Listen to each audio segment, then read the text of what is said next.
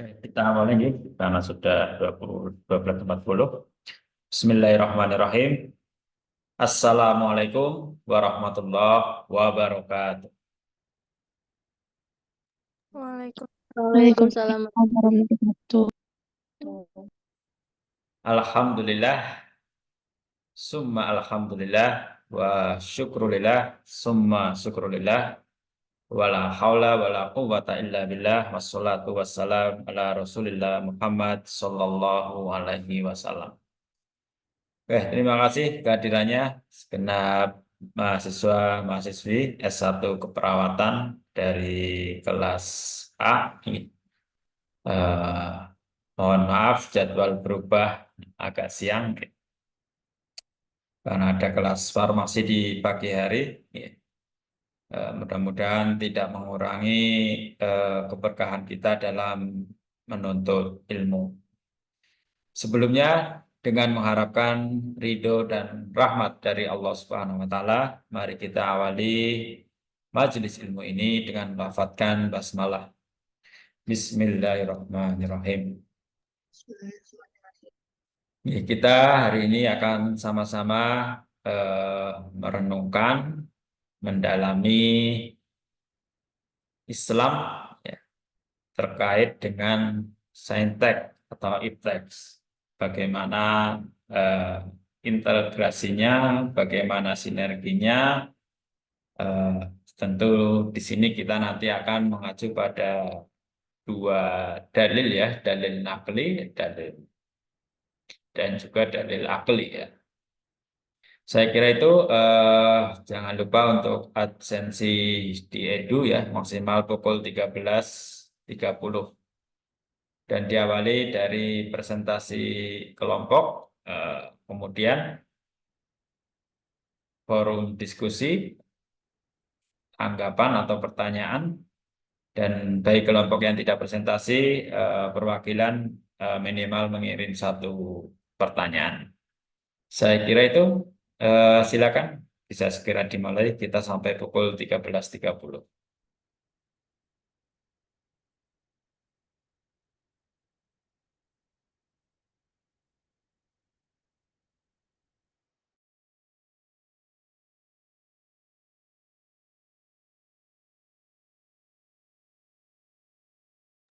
Assalamualaikum warahmatullahi wabarakatuh. Waalaikumsalam warahmatullahi wabarakatuh. Ya, selamat siang teman-teman. Sebelumnya saya ucapkan terima kasih kepada Bapak Hamid selaku dosen pengampu mata kuliah siang hari ini, dan juga saya ucapkan terima kasih kepada teman-teman yang sudah hadir dalam siang hari ini. Perkenalkan, saya Dila Ayu Yulastika yang bertugas sebagai moderator di presentasi hari ini, di mana kelompok kami akan mempresentasikan tentang integrasi Islam dan ilmu pengetahuan. Langsung saja untuk presentator, saya persilahkan.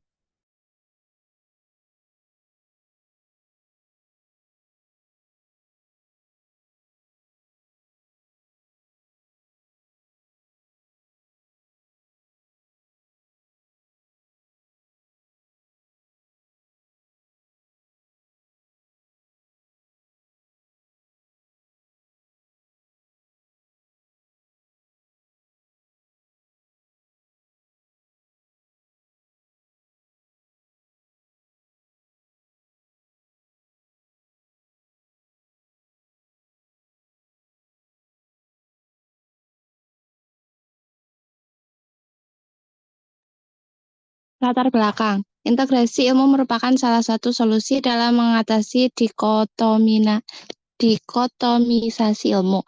Baik ilmu agama maupun ilmu pengetahuan, keduanya tidak dapat dipisahkan. Integrasi berkaitan dengan usaha memadukan keilmuan umum untuk Islam tanpa harus menghilangkan keunikan antara dua keilmuan tersebut.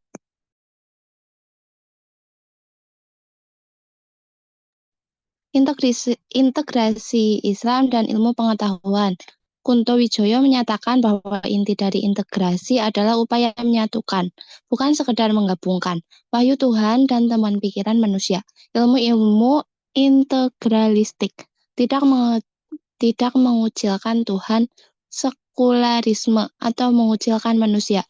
Modal integrasi adalah menjadikan Al-Quran dan Sunnah sebagai grand teori pengetahuan sehingga ayat-ayat kauliyah dan kauniyah dapat dipakai. Integrasi yang dimaksud di sini adalah berkaitan dengan usaha memadukan keilmuan umum dengan Islam.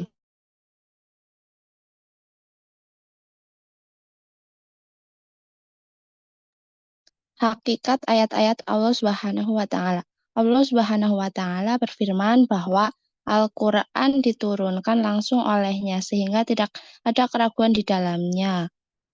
Wa ma kana hadzal Qur'anu ayyuftara min dunillahi walakin tasdiqal ladzi baina yadayhi wa tafsilal kitabil la raiba fihi min rabbil alamin. Tidaklah mungkin Al-Quran ini dibuat oleh selain Allah, akan tetapi Al-Quran itu membenarkan kitab-kitab yang sebelumnya dan menjelaskan hukum-hukum yang telah ditetapkannya. Tidak ada keraguan di dalamnya. Diturunkan dari Tuhan semesta alam. Quran Surah Yunus ayat 37.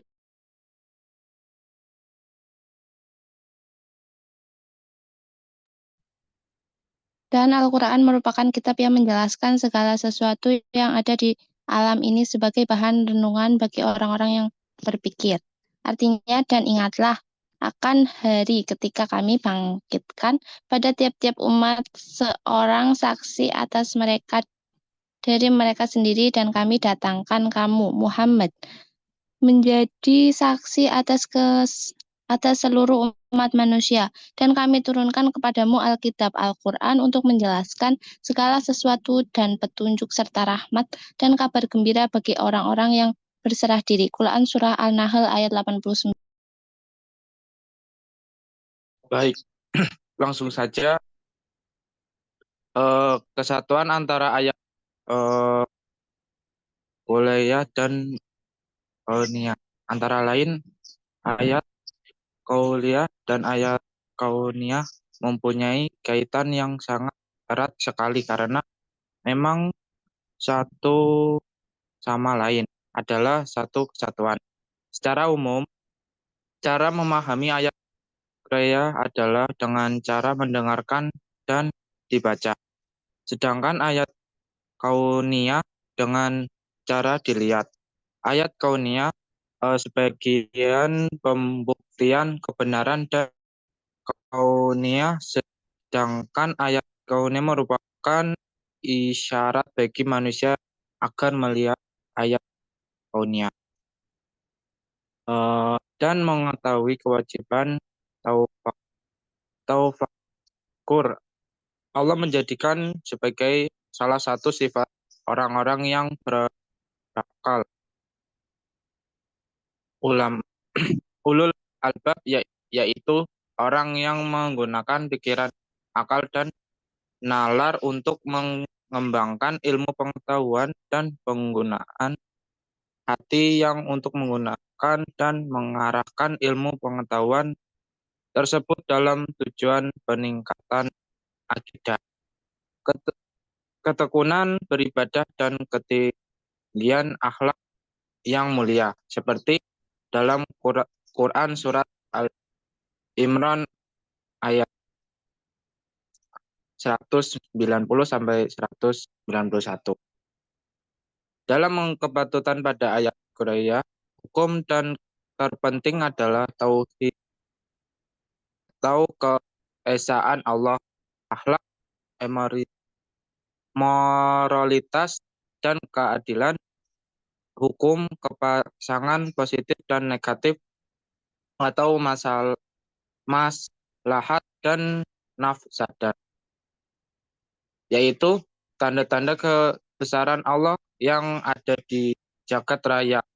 Tanda kebesaran Allah yang terpenting di sini adalah hukum kepasangan, yaitu dititipkan pada Allah setiap benda alamiah. Karena itu, tidak hanya ayat-ayat kauniyah yang menguatkan ayat-ayat kauniyah. Sebaiknya Ayat-ayat Qur'aniyah juga senantiasa menguatkan ayat qauliyah. Ayat qauliyah mengisyaratkan kepada manusia untuk mencari ilmu alam semesta. Dan oleh sebab itu, manusia harus berusaha membaca, mempelajarinya, menyelidiki, dan merenungkannya.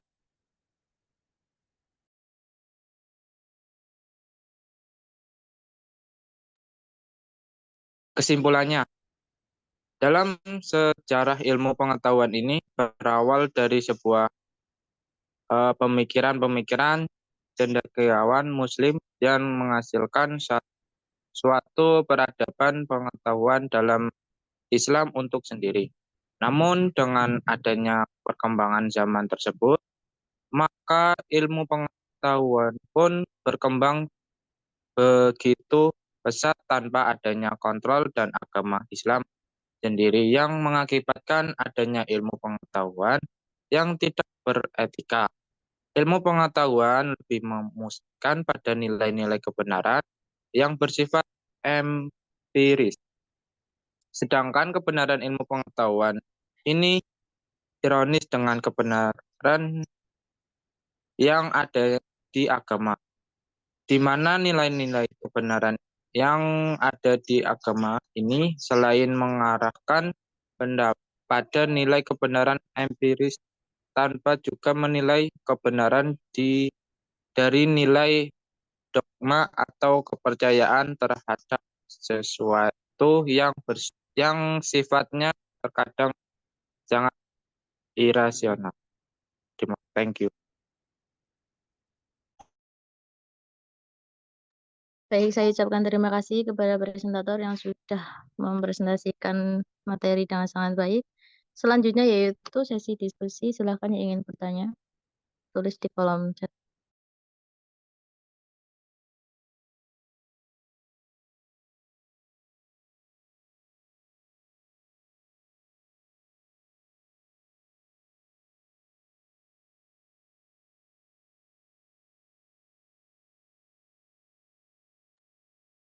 Malu bertanya sesat di jalan.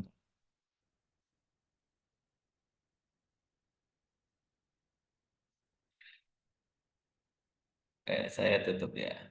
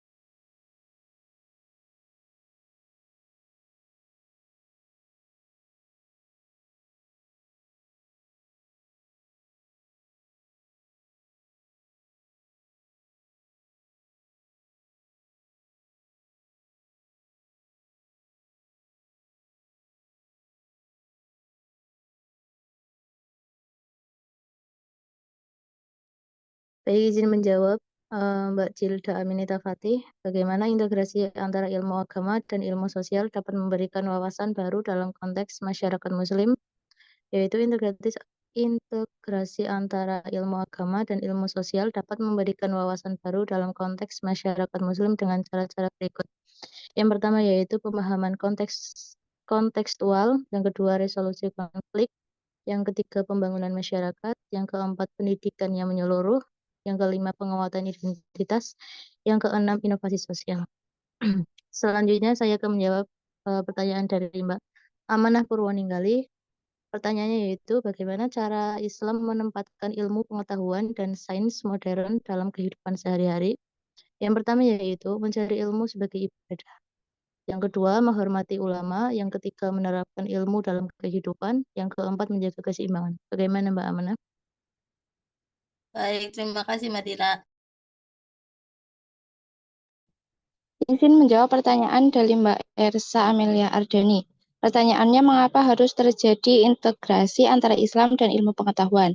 Jawabannya, integrasi antara nilai-nilai Islam yang mendalam dan pengetahuan modern menjadi kunci untuk mengatasi kompleksitas masalah yang semakin rumit di masyarakat.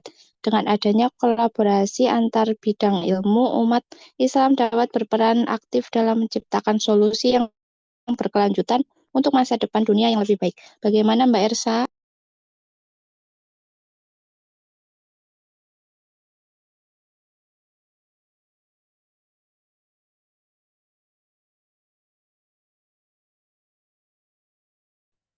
Izin menjawab pertanyaan dari Mbak Atik, apa hubungan antara Al-Quran sebagai ayat qauliyah dengan ilmu pengetahuan sebagai ayat qauliyah?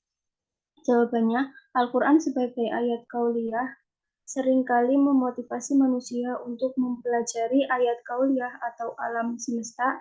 Al-Quran banyak mengandung ayat-ayat yang mengajak manusia untuk berpikir tentang alam dan mencari tanda-tanda kebesaran Allah melalui ilmu pengetahuan.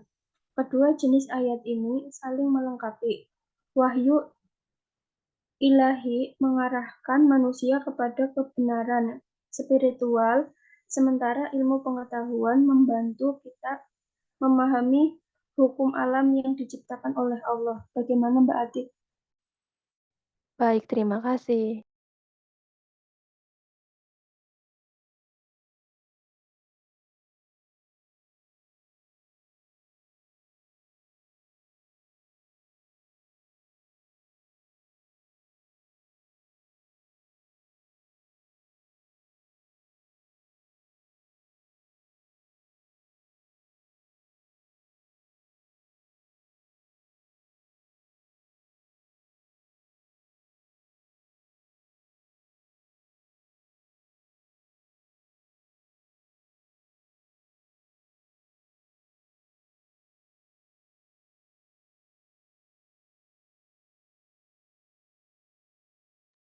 Izin menjawab pertanyaan dari Mbak Arista Widya Bella Zafira.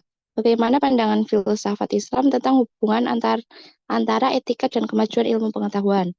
Jawabannya, dalam filsafat Islam, hubungan antara etika dan kemajuan ilmu pengetahuan dipandang sangat erat dan saling melengkapi. Filsafat Islam menekankan bahwa ilmu pengetahuan harus berkembang dengan memperhatikan prinsip-prinsip moral dan etika yang diajarkan oleh Islam. Beberapa pandangan pokok terkait hubungan ini adalah ilmu sebagai amanah. Dalam Islam, ilmu pengetahuan dianggap sebagai amanah dari Allah Subhanahu wa Ta'ala yang harus digunakan dengan penuh tanggung jawab.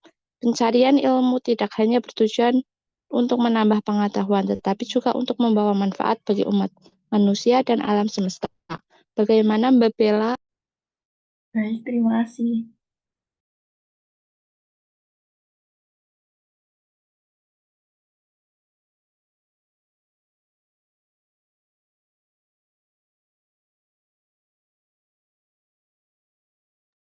Baik, cukup sekian presentasi dari kelompok 6. Apabila ada kata-kata yang kurang pas atau kurang berkenan, mohon maaf. Saya kembalikan kepada Bapak Adi Hamid. Wassalamualaikum warahmatullahi wabarakatuh. Waalaikumsalam warahmatullahi wabarakatuh. Terima kasih kepada rekan-rekan yang telah mempresentasikan hasil diskusinya. Ya, pemaparannya cukup komprehensif nih. Pertanyaannya ya cukup tajam, jawabannya juga cerdas. Ya. Secara umum saya melihat sudah mulai menangkap ruhnya ya, substansinya atau hikmah ibro yang hendak kita petik dari pelajaran atau wawasan yang kita peroleh hari ini. Masih ada setengah jam, saya izin share screen nih, 30 menit ke depan.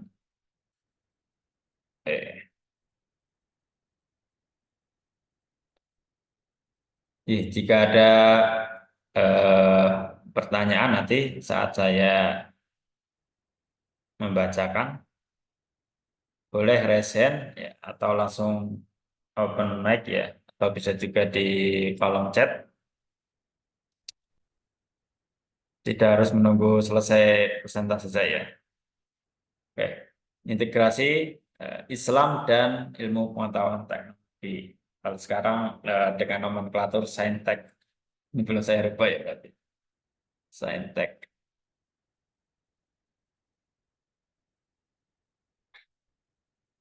Oke.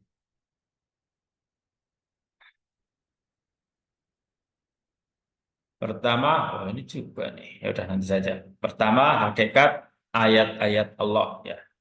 Eh, Hakikat tanda-tanda kebesaran Allah yang terdiri dari kauniyah, yaitu ayat-ayat yang ada dalam Al-Quran, dan kauniyah, ayat-ayat yang terbentang di alam semesta ya, lewat eh, ciptaannya yang luar biasa, matahari, bulan, bintang, laut, dan isi buminya. Kemudian yang kedua, integrasi atau keterpaduan, keselarasan, atau kolaborasi antara kauliyah dan kauniyah. Hubungan antara ayat kauliyah dan kauniyah. Yang ketiga adalah interkoneksitas kauliyah dan kauniyah. Bagaimana keterkaitan, mengoneksikan kebenaran yang ada dalam Al-Quran dengan hasil riset-riset yang ada di di kampus ya, atau di penelitian-penelitian, di riset-riset yang pertama bahwa integrasi ini dikuatkan dalam Islam. Pertama tentu dalam Quran surah Al-Alaq ya, ayat 1 Iqra. Ini artinya sebuah pesan yang sangat dalam ya. Mengapa ayat atau perintah yang pertama turun itu bukan perintah ibadah atau sembahlah, tapi Iqra, bacalah. Ya ini tentu yang pertama, untuk bisa beribadah dengan baik dan benar pun kita juga harus Iqra, harus membaca tuntunannya, belajar tuntunannya. Yang kedua ini adalah sebuah indikasi yang sangat kuat, diperkuat juga ini dalam Al-Mujadilah ayat 11 bahwa yarfa'illahu alladziina aamanu minkum walladzina utul ilma darajat. Allah hendak mengangkat derajat orang-orang yang beriman dan berilmu. Ya, dua hal yang menjadi satu kesatuan yang tidak terpisahkan. Ditunjang lagi, maaf,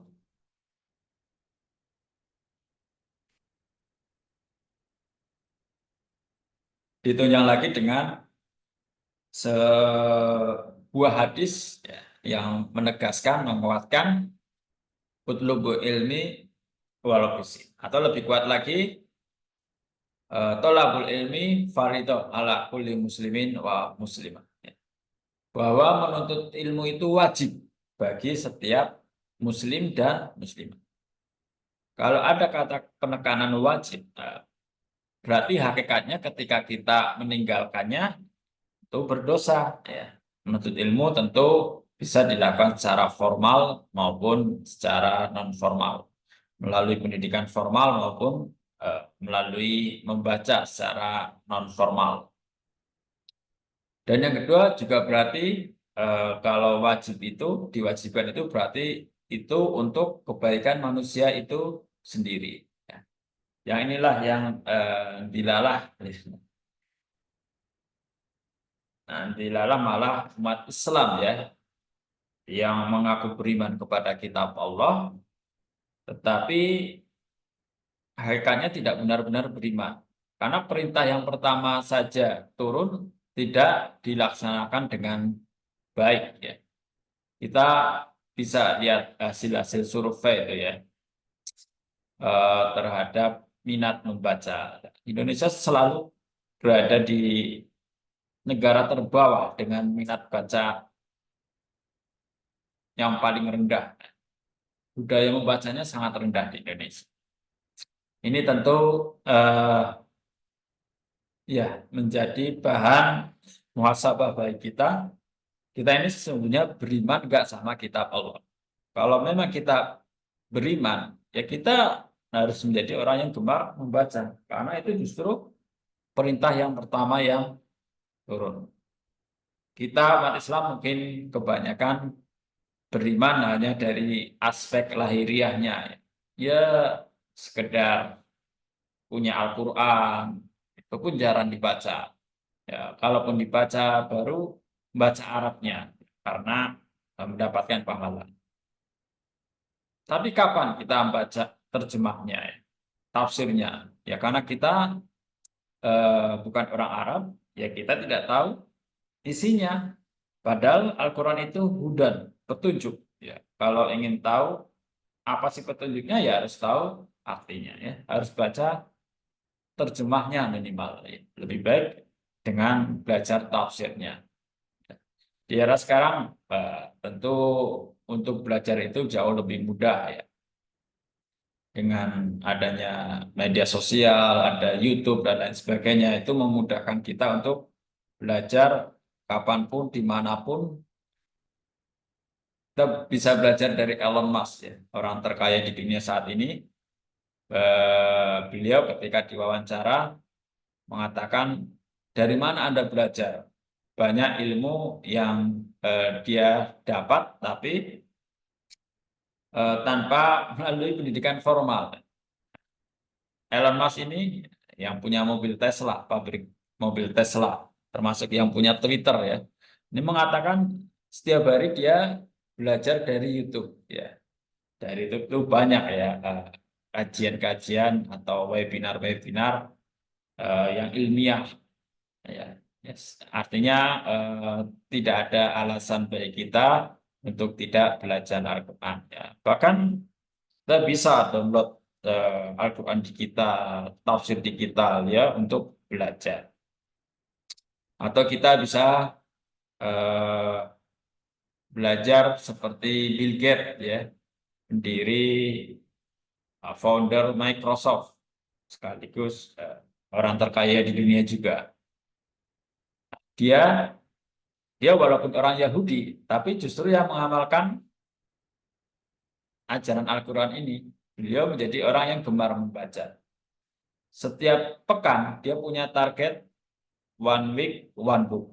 Setiap minggu, buku acaranya dia pasti membaca satu buku. Hatam satu buku. Artinya apa? Dalam sebulan dia hatam 4 buku. Dalam setahun, dia sudah membaca 48 buku. Ya, pertanyaannya bagi kita ya, dalam sebulan berapa buku yang kita baca? Jangan-jangan satu aja enggak selesai ya. Beliau 4. Ya, pantas kita sekarang umat Islam wabil khusus jauh tertinggal. Dalam webinar yang pernah saya ikuti, beberapa pakar mengatakan dalam bidang teknologi kesehatan yang di Indonesia sekarang itu tertinggal 20 tahun daripada negara-negara di Amerika, di negara-negara maju. Di sana sudah ada rumah sakit virtual hospital. Jadi teknologi yang sekarang ada di Indonesia, teknologi kesehatan, itu 20 tahun yang lalu sudah ada di Amerika. Dan kita, ya tadi dikatakan, tertinggal 20 tahun jauh. Ya, kalau ingin mengejar ya tadi, Bill Gates saja bacanya sebulan 4 buku. Kalau ingin ngejar ya kita jangan sama. Kalau sama ya tetap tertinggal, sama-sama 4 buku sebulan, harus lebih. Kalau orang ya apalagi semakin jauh tertinggal ya. Inilah saya mengingatkan dan al-mujadilah ya, kenapa derajat orang Islam sekarang belum diangkat ke posisi yang paling tinggi, ya ini karena malas membaca ya, malas belajar. Yaitu bahan renungan dari kita. Ada juga misalnya kalau tadi Bill Gates mungkin agak berat ya, baik kita sebulan harus membaca 4 buku. Ada yang cara lain misalnya dalam buku The Nine Golden Habits, ya, itu kita diajarkan setiap hari membaca 1 jam. Buh piye carane dalam sehari kita diberi waktu oleh Allah 24 jam, kita sisihkan 1 jam untuk membaca buku. Dari 24 jam setiap hari kita sisihkan. Atau ada cara lain dari gerakan Aisyah, mereka melakukan gerakan membaca 1 hari 10 halaman. Nanti kalau ini sudah berlangsung rutin sama 3 bulan, itu akan menjadi habit, ya, akan menjadi kebiasaan. Memang yang sulit adalah memulai, kemudian konsisten. Insya Allah kalau sudah mulai dan konsisten selama 3 bulan, berturut-turut, setiap hari kita baca buku, entah 1 jam atau 10 halaman, atau syukur-syukur seperti Bill Gates, bisa 1 minggu 1 buku, insya Allah kita dalam 1, 2, 3 tahun akan menjadi orang yang sangat berbeda, ya, punya wawasan yang sangat luas. Nah, ini juga disinggung dalam Al-Baqarah ayat 30, 31, 32, 33, 34 yang menggambarkan pentingnya tadi integrasi antara Islam dan ilmu. Ya. Jadi di sini malaikat, ya, bertanya kepada Allah, ya, kenapa manusia yang dipilih menjadi khalifah? Kenapa bukan malaikat? Padahal malaikat itu makhluk suci, makhluk yang tidak mungkin berbuat salah, makhluk yang selalu taat penuh kepada Allah. Berbeda dengan manusia yang punya potensi membangkang, bahkan merusak, bahkan saling membunuh. Tapi Allah berfirman, wa 'allama Adamal asma'a kullaha. Allah telah mengajarkan ilmu, telah memberikan ilmu kepada manusia melalui Nabi Adam dengan awalnya mengenalkan nama-nama alam semesta. Jadi apa? Keunggulannya manusia itu ada karena dibekali ilmu. Ya, ini Islam harus terintegrasi dengan ilmu agar apa yang ada dalam Al-Mujadalah ayat 11 tadi ya bisa tercapai. Ini PPT-nya sudah saya upload ya di Edu beserta absensinya P. Ini juga sudah tadi. Nah, kemudian hakikat ayat-ayat Allah Subhanahu wa taala. Sesungguhnya ya sebagai hudan, tempat yang hudan kan. Hudan sebenarnya ya bukan hanya untuk orang-orang yang bertakwa, ya. Secara general ya untuk manusia, petunjuk manusia untuk mendapatkan kebaikan di dunia dan akhirat. Karena terbukti ya yang membaca Al-Quran, terjemah Al-Quran, tafsir Al-Quran, yang mengkaji Al-Quran bukan hanya orang-orang Islam, bahkan orang-orang Yahudi. Ini yang pernah disampaikan oleh B.J. Habibie. Begitu kagetnya beliau, orang Yahudi mau membaca Al-Quran dalam terjemah bahasa mereka. Nah, kita sendiri yang mengaku beriman pernah nggak membaca terjemah Al-Quran? Ya mungkin kalau khatam Al-Quran, setiap Ramadan kita khatam. Ya. Tapi apa pernah dalam seumur hidup kita menghatamkan terjemah Al-Quran? Padahal Al-Quran ini petunjuk. Petunjuk mau nggak mau ya harus dibaca terjemahnya, dibaca maknanya, baru berfungsi Al-Quran sebagai petunjuk. Bukan hanya Al-Quran akan memberikan syafaat atau pahala bagi kita ketika membaca Arabnya. Tapi ada kemukjizatan Al-Quran yang lain, yaitu petunjuk untuk hasanah di dunia wal akhirat, ya. Mendapatkan kebaikan, mendapatkan kebahagiaan di dunia dan akhirat. Kemudian hakikat yang kedua adalah the unity of knowledge, Qur'aniyah and Kauniyah. Adanya kesatuan pengetahuan yang ada dalam Al-Quran dan dalam alam semesta, termasuk fenomena alam, ilmu pengetahuan. Yang ketiga, menumbuhkan etos ibadah, baik ibadah personal maupun ibadah sosial. Ketika kita dapat ya, memadukan ya, atau dapat mengetahui kebenaran Islam bukan hanya dari Al-Quran, tapi dikuatkan dengan penemuan-penemuan ilmiah. Karena secara umum ya, bagi manusia ya tentu akan lebih yakin ketika di Al-Quran ada, tapi kemudian di riset, hasil riset, penelitian, dan lain-lain itu juga sinkron.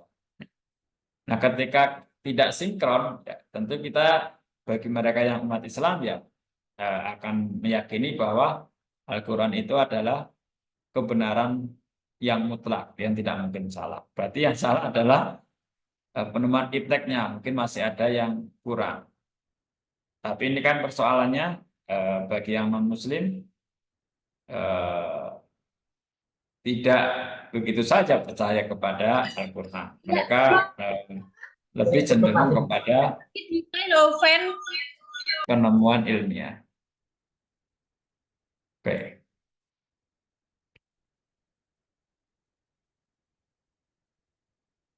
Oke, ini sudah ya tadi ya ayat-ayat Allah. Oke. Allah Subhanahu wa taala akan memberikan sebagian kecil dari ilmunya kepada manusia dengan dua jalan. Jalan pertama at-thariqah ar-rasmiyah, yaitu melalui wahyu, melalui Al-Qur'an. Ya. Ilmu Allah yang pertama diturunkan melalui Al-Qur'an. Nah, nanti kita lihat banyak sekali ayat yang berbicara tentang fenomena alam. Kemudian yang kedua dengan at-thariqah ghairu rasmiyah, dengan jalan non wahyu, ya, melalui fenomena alam. Ya, tinggal kita lihat keduanya. Oh, di Al-Quran dunia seperti ini. Fenomena alamnya selaras enggak, inline enggak, sejalan enggak dengan Al-Quran. Itu akan semakin menguatkan. Nanti ada ya catatannya. Integrasi dalam alam, integrasi dalam alam spiritualitas dan alam rasionalitas. Inna fi khalqis samawati wal ard wa ikhtilafil laili wan nahar la ayatil liulil albab, ya. Penciptaan langit dan bumi, bergantinya malam dan siang, itu terdapat tanda-tanda bagi orang yang. Nah, ini aja sudah bisa kita lihat ya. Oh iya, di Al-Qur'an seperti ini. Kemudian apa itu ulul albab? Mereka yang yadhkurunallaha qiyaman wa qu'udan wa 'ala junubihim. Ulul albab itu orang yang senantiasa ingat pada Allah, baik dalam keadaan berdiri, duduk, maupun dalam keadaan berbaring. Wa yatafakkaruna fi khalqis samawati wal ard, dan mereka juga memikirkan alam semesta ini, memikirkan fenomena alam ini. Seraya berdoa, Rabbana ma khalaqta hadza batila. Mereka berdoa bahwa tidak ada ciptaanmu yang sia-sia. Kemudian integrasi ayat kauliyah dan kauniyah. Al-Quran yang terdiri dari 6.236 ayat, ada juga yang mengatakan 6.666 ayat, itu kalau dihitung dengan basmalahnya, dihitung semua, menguraikan berbagai persoalan hidup dan kehidupan. Ya, tidak kurang dari 750 ayat yang secara tegas menguraikan hal-hal di atas fenomena alam. Jumlah ini tidak termasuk ayat yang menjurusnya secara tersirat. Ini yang tekstual atau yang tersurat saja ada 750 ayat yang berbicara tentang fenomena alam atau ilmu pengetahuan. Allah Subhanahu wa taala menggunakan dua sandi besar dalam menunjukkan kekuasaan. Kedua sandi tersebut adalah qauliyah dan kauniyah. Qauliyah tadi ya dalam Al-Qur'an ya. Betapa Al-Qur'an itu menjadi mukjizat karena isinya ya, bukan fisiknya, tapi karena isinya. Al-Qur'an fisiknya ya, seperti buku biasa. Jika dibakar ya akan terbakar. Kenapa Allah tidak menjaga Al-Qur'an? Misalnya biar kelihatan sakti. Al-Qur'an nggak bisa dibakar. Saat dibakar pasti nggak bisa. Ya. Mukjizat Al-Qur'an ini berbeda dengan mukjizat-mukjizat yang diberikan Nabi sebelum Nabi Muhammad. Karena mukjizat Al-Qur'an itu ada pada ilmunya yang ada di dalam, bukan pada fisiknya. Ada kandungannya, esensinya. Lalu sandi kauniyah dipelajari dengan mencermati setiap fenomena alam yang ada di sekitar kita, ya, baik peristiwa alam maupun kejadian-kejadian sosial. Ya, ini cara Allah menunjukkan kekuasaannya. Interkoneksitas dalam memahami ayat-ayat kauliyah dan kauniyah. Pertama, Allah tidak hanya memberikan perintah untuk sekedar memahami ayat Al-Quran kauliyah, tapi juga untuk melihat fenomena alam ini. Ya, diselaraskan ya, dicocokkan.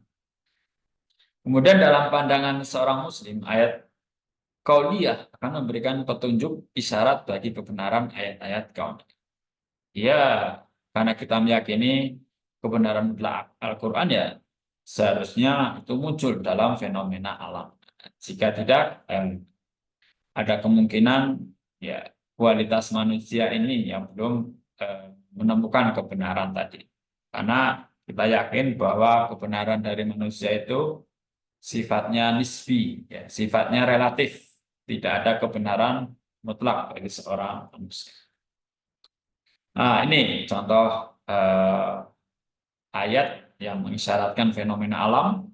Pertama, terjadinya hujan di An-Nur ayat 43, kemudian keseimbangan dan kestabilan pada sistem tata surya di Al-Mu'minun ayat 12 dan 14, kemudian evolusi pada penciptaan makhluk dan bumi ada di Al-Kabut, kemudian Az-Zumar mengisyaratkan adanya rotasi bumi dan bulatnya bumi, dan yang di Al-Fusilat ayat 53 ayat-ayat kauniyah akan menjadi bukti bagi kebenaran ayat kauniyah. Kolom chat apa nih? Mohon maaf Pak, izin tanya untuk absensi kelas di Edu belum ada forumnya. Ada kelas B dan C. Oh iya maaf. Nggak apa-apa, nanti setelah ini nggak apa-apa ya. Saya buatkan nanti sampai jam 15 ya, jam 13.30 sampai jam 15. Terima kasih informasinya. Mungkin kemarin saat ini sinyalnya jelek gitu. Tapi sementara nanti saya masukkan ke Simak gitu. Jadi nanti saya settingkan absennya jam 13.30 sampai jam 15 gitu. Terima kasih Mbak Ariska ya ini.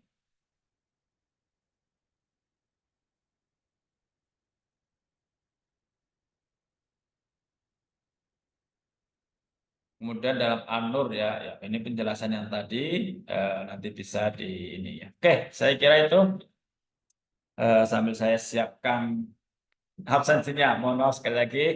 Nanti saya setting Absennya di Edu ya Pak. di Mohon maaf, Edu. absen di Edu. Iya, nanti Oke Pak, makasih. setelah ini saya buatkan di Edu jam 13.30 sampai 15 untuk absensinya. Saya kira demikian, karena di kolom chat tidak ada pertanyaan terkait materi dan juga tidak ada raise hand. Ya, terima kasih atas kehadirannya, semoga bermanfaat, menambah ya terutama keimanan kita, ketaatan kita kepada Allah Subhanahu wa taala. Izin mohon diri, mari kita tutup dengan baca hamdalah. Alhamdulillahirabbil alamin. Syukron kasiron ala ihtimamikum. Aku qouli hadza wa astaghfirullahaladzim. Wassalamualaikum warahmatullahi wabarakatuh. Waalaikumsalam. Terima kasih, Pak. Terima kasih, Bapak. Sami.